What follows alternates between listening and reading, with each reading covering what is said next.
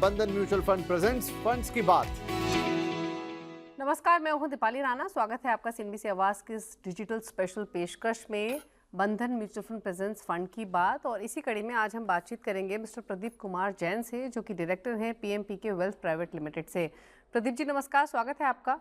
और इनफैक्ट जिस तरीके का माहौल बाजार में इस समय देखने को मिल रहा है, सबसे ज़्यादा कंफर्ट तो म्यूचुअल फंड्स के साथ ही दिखाई दे रहा है, जहां पर दिमाग नहीं लगाना, ज़्यादा स्ट्रेस नहीं लेना, डायरेक्ट एक्विटी से में जिस तरीके का माहौल बना हुआ है, एक सेफर ऑप्शन और मोर रिलायबल ऑप्शन फिलहाल म्यूचुअल फंड्स दिखाई दे रहे हैं। हालांकि ये एज यूजुअल ही हैं, बट मार्केट सेंटिमेंट्स इस तरीके के हैं। और इनफैक्ट अगर आपके एक्सपीरियंस की बात करें तो आपको तो वेल्थ एडवाइजरी में कई दशकों का अनुभव है। आपसे जानना चाहेंगे कि म्यूचुअल फंड इन्वेस्टमेंट एक बहुत ही स्ट्रॉन्ग टूल है, हालांकि अभी भी अंडर पेनिट्रेटेड है, लेकिन उसके बावजूद भी जो लोग हैं वो लॉन्ग टर्म वेल्थ क्रिएट नहीं कर पाते हैं। काफ़ी ऐसे लोग हैं, ऐसा क्यों? दीपाली जी, मैं आपकी बात से कुछ तो सहमत हूं और शायद कुछ सहमत नहीं भी हूं। म्यूचुअल फंड से लोग लॉन्ग टर्म वेल्थ बनाना शुरू कर दिए हैं, उनके एक्सपीरियंस बेहतर हो रहे हैं और इसीलिए आप देखेंगे कि म्यूचुअल फंड के इन्वेस्टमेंट्स के अंदर में कंटिन्यूअस फ्लो आता चला जा रहा है, आता चला जा रहा है और ज्यादा से ज्यादा निवेशक इसके साथ जुड़ रहे हैं। एक समय था जब लोग इक्विटी फंड के अंदर में आते थे और 17, 18, 20 महीने के एवरेज पीरियड में निकल जाते थे। अब 4 साल 5 साल लोग टिक रहे हैं और ऐसे अनुभवी लोग मार्केट में नजर आते हैं जो 15 साल 20 साल 25 साल से जो है म्यूचुअल फंड की स्कीमों के साथ टिके हुए हैं और वो रोल मॉडल की तरह साबित हो रहे हैं कि पैसा कैसे बनता है। तो कहीं ना कहीं अभी भी बहुत काम करना बाकी है। इन्वेस्टर के अंदर में मैच्योरिटी आने का फेज बहुत कुछ बाकी है, लेकिन मैच्योरिटी आ भी रही है और आगे और अच्छी आ जाएगी और भारत बहुत बड़ा वेल्थ म्यूचुअल फंड के माध्यम से बनाने वाला है और मुझे लगता है एक दिन ऐसा आएगा रिटेल इन्वेस्टर इक्विटी मार्केट को भूल जाएगा। बिल्कुल। और इनफैक्ट म्यूचुअल फंड भी इक्विटी मार्केट में ही निवेश करने का एक दूसरा तरीका है। लेकिन प्रदीप जी, आमतौर पे जब हम वेल्थ क्रिएशन करने की बात कहते हैं तो दो तीन बातें बहुत इंपॉर्टेंट कही जाती हैं हर इन्वेस्टर को। पहला तो ये कि आप अच्छे प्रोडक्ट चुनिए, राइट प्रोडक्ट चुनिए, अपना इन्वेस्टमेंट बिहेवियर जो है उसको सही तरीके से मैनेज करें। तो पहले तो आप इन दोनों टर्मिनोलॉजीज को हमारे व्यूअर्स को सिंपल भाषा में समझाएंगे क्या, कि इन्वेस्टमेंट बिहेवियर की जब हम बात करते हैं सही रखना, इसके मायने क्या हैं? राइट प्रोडक्ट चुनने की जब बात करते हैं तो वो कैसे चुने, क्या सही स्ट्रैटेजी होनी चाहिए? राइट, आपने दो बातें कही, राइट प्रोडक्ट और दूसरा राइट बिहेवियर। राइट प्रोडक्ट ये आपके फाइनेंशियल गोल के साथ में, आपके रिस्क एपेटाइट के साथ में और आपकी इनकम स्टेबिलिटी के साथ में लिंक होता है। लेकिन राइट बिहेवियर, राइट प्रोडक्ट जो हमने चुन लिया है, क्या हम उससे वेल्थ बना पाएंगे?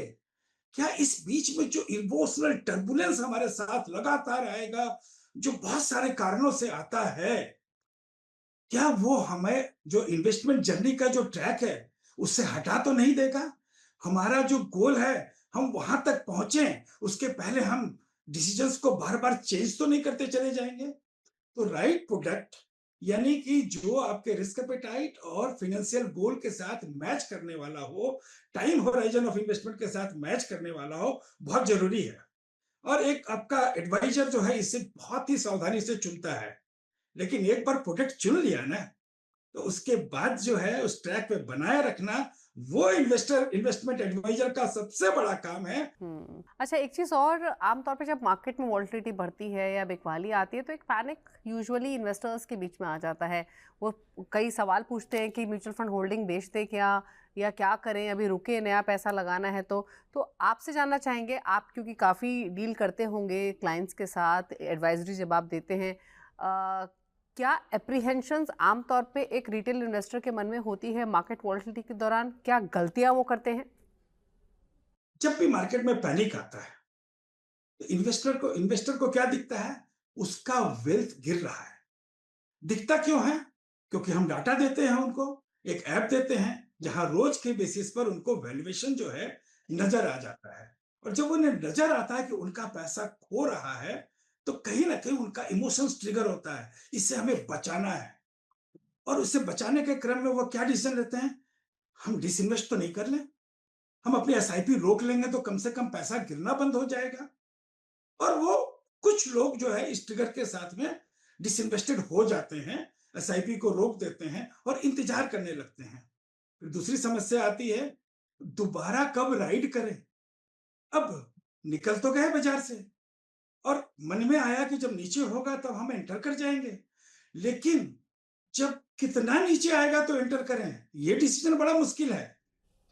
यदि नीचे आकर के ऊपर जाने लगा तो फिर से विशफुल थिंकिंग आती है, अरे रे मिस कर गया मैं तो, फिर से नीचे चला जाएगा ना, तो इस बार मिस नहीं करेंगे, दोबारा लगा ही देंगे। और इस तरीके से डोल्ड्रम में इन्वेस्टर रहता है और अपने पैसे को इन्वेस्टमेंट जर्नी से बाहर निकाल देता है, कंपाउंडिंग के प्रोसेस से बाहर निकाल देता है। तो बतौर जो एक एडवाइजर है, ये हमारा काम है कि उन्हें हम रोकें इस तरीके की गलतियों को करने से। और दीपाली जी, यदि आप हमें परमिट करेंगे तो मैं डेफिनेटली आपको बहुत सारे जो बायसेस जो इन्वेस्टर को फेस करने पड़ते हैं, मैं उन्हें बहुत शॉर्ट में थोड़ा थोड़ा करके आपको समझाना चाहूंगा। एक एक लाइन में समझाता हूं और राइट इन्वेस्टर भी जो है बहुत अच्छे से कोरिलेट करेंगे। सब आप देख रहे होते हैं तो आपको डर लगता है, और यदि आप देख नहीं रहते हो तो आपको डर नहीं लगता है, और डर होगा तो आप एक्शन लेंगे। तो म्यूचुअल फंड एडवाइजर का काम है कि उसे दूर रखे मार्केट से, इंफॉर्मेशन से दूर रखे, उसे न्यूज से दूर रखे।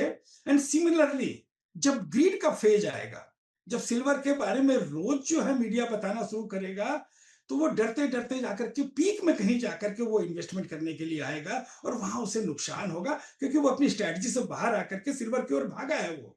इसी तरीके से ओवर कॉन्फिडेंस, मैं सब कुछ जानता हूं, मुझे पता है कि ये डिफेंस वाला सेक्टर जो है ये बहुत अच्छा परफॉर्म करने वाला है, वहां चला जाता है और वो उसके बाद में उसका कंफर्मेशन बायस और वो सारी उन सारी चीजों को देखता है जो डिफेंस सेक्टर के सपोर्ट में होती है, और बार बार अपने आप को स्ट्रांग करता है कि my conviction is the right conviction, और स्ट्रेटजी से बाहर आ जाता है। इसी तरीके से रिसेंसी बायस भी होता है, और हर्ड मेंटेलिटी, सारे लोग जिधर दौड़ रहे हैं हम भी वहीं जाना चाहते हैं, कंफर्ट फील होता है, ओके वहां भी जाकर के गलती होती है, क्योंकि हमने अपनी स्ट्रेटजी छोड़ी और हम भीड़ के पीछे दौड़ने लग गए। और फिर सोशल प्रूफ, साहब उसने पैसा बनाया, उसने भी पैसा बनाया, तो फिर मुझे भी इधर ही जाना चाहिए और यहाँ पैसा हमारा बनेगा। तो ये जो एक इन्वेस्टमेंट जो है, एक साइंस है, एक प्रोसेस है, एक सिस्टम है। हमको अपने सारे रूल्स के साथ में, प्रोसेस के साथ में टिके रहना होता है। कहीं ना कहीं म्यूचुअल फंड जो है बहुत अच्छे से इन्वेस्टर्स को जो है मैनेज करता है कि वो सारे के सारे इमोशन से दूर रहे और प्रॉब्लम से बाहर रहे। एक फाइनल सवाल आपसे प्रदीप जी, थोड़ा संक्षेप में रखिएगा।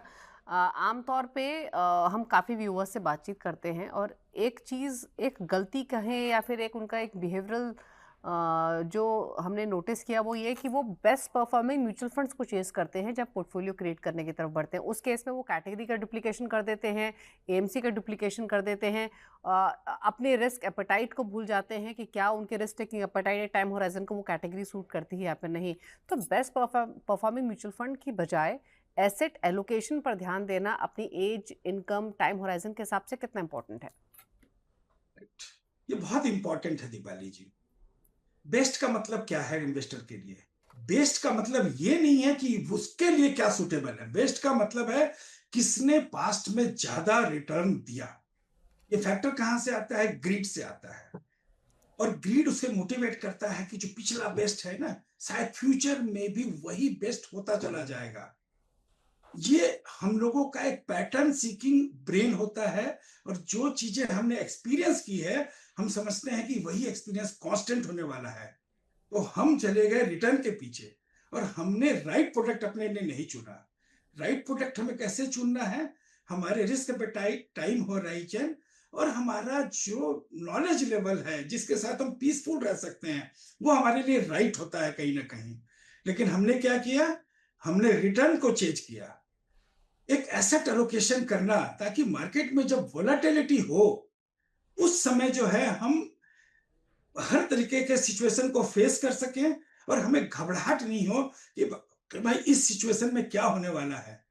तो राइट एसेट एलोकेशन बहुत इंपॉर्टेंट है, और खास करके आपके जो इनकम लेवल्स हैं, इनकम स्टेबिलिटी है, आपकी एज क्या है, इन सारी चीजों के रेफरेंस में आप मुझे मौका दीजिएगा तो मैं जरूर बताऊंगा कि कैसे जो है ये सारी चीजें आपस में कोरिलेट होती है।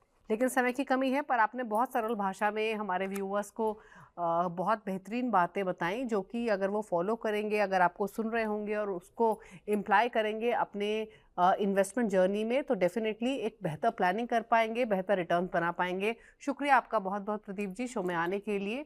और एसेट एलोकेशन हो या फिर पोर्टफोलियो कॉम्पोजिशन हो, क्या गलतियां नहीं करनी है, क्या आइडियल अप्रोच है, सब बातों पर अपने कमेंट्स शेयर करने के लिए शुक्रिया आपका। इसी के साथ फंड्स की बात में तो इतना ही। नमस्कार। बंधन म्यूचुअल फंड प्रेजेंट्स फंड्स की बात।